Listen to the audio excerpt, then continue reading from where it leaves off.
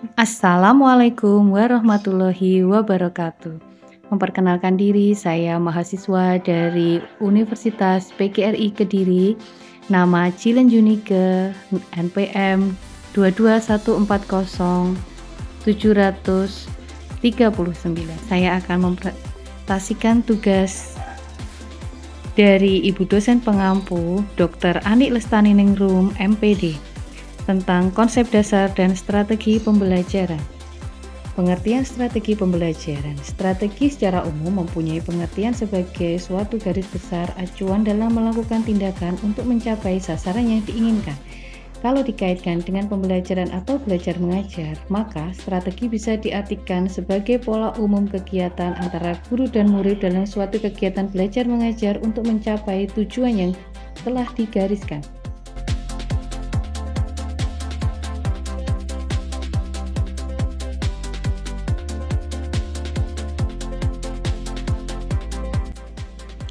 Empat masalah pokok yang penting yang menjadikan pedoman dalam keberhasilan pelaksanaan kegiatan belajar mengajar. Masalah pokoknya antara lain: pertama, memilih cara pendekatan belajar yang dianggap paling tepat dan efektif untuk mencapai sasaran. Kedua, memilih dan menetapkan prosedur, metode, dan teknik belajar mengajar yang dianggap paling tepat dan edukatif.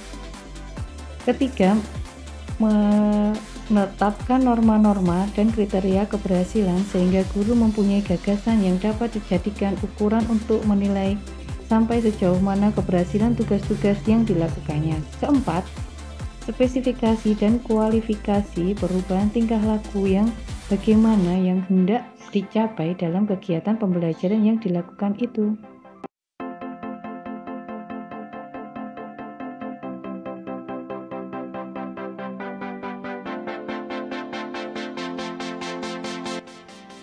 Kedua, model pendekatan, metode, dan teknik pembelajaran. Model pendekatan pembelajaran. Model pembelajaran mempunyai beberapa ciri khusus yang membedakan dengan strategi, metode, atau prosedur. Ciri-ciri tersebut ialah: 1. Rasional, teoritik, logis yang disusun oleh para pencipta atau pengembangnya. 2. Landasan pemikiran tentang apa dan bagaimana peserta didik belajar atau tujuan pembelajaran yang dianggap akan dicapai. 3. Tingkah laku pembelajaran yang dilakukan agar model tersebut dapat dilaksanakan dengan berhasil, dan lingkungan belajar yang diperlukan agar tujuan pembelajaran itu dapat tercapai. Metode. Metode pembelajaran di sini dapat diartikan sebagai cara yang digunakan untuk mengimplementasikan rencana yang sudah disusun dalam bentuk kegiatan nyata dan praktis untuk mencapai tujuan pembelajaran. Terdapat beberapa metode pembelajaran yang dapat digunakan untuk mengimplementasikan strategi pembelajaran. Di antaranya metode ceramah, metode diskusi, dan metode demonstrasi. Teknik.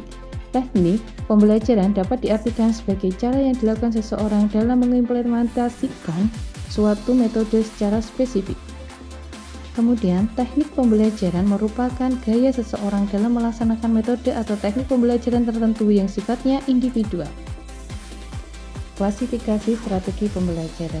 Strategi dapat diklasifikasikan menjadi 5, yaitu: 1. Strategi pembelajaran langsung. 2. Strategi pembelajaran tak langsung. 3.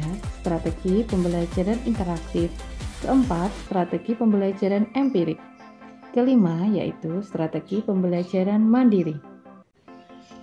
4. Komponen strategi pembelajaran. Komponen strategi pembelajaran. Pembelajaran merupakan suatu sistem instruksional yang mengacu pada seperangkat komponen yang saling bergantung satu sama lain untuk mencapai tujuan, yaitu: 1. Guru, peserta didik, dan tujuan. Kemudian, bahan pelajaran, kegiatan pembelajaran. 6. Metode.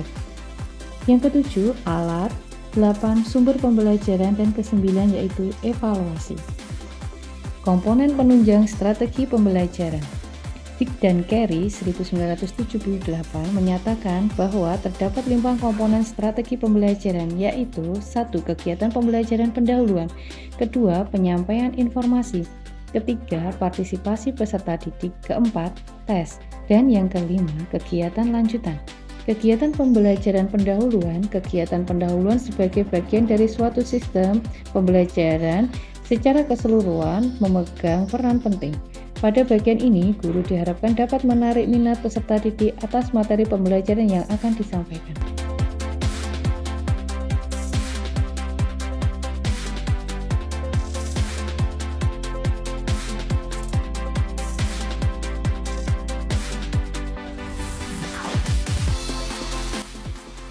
Keenam, yaitu strategi pembelajaran efektif.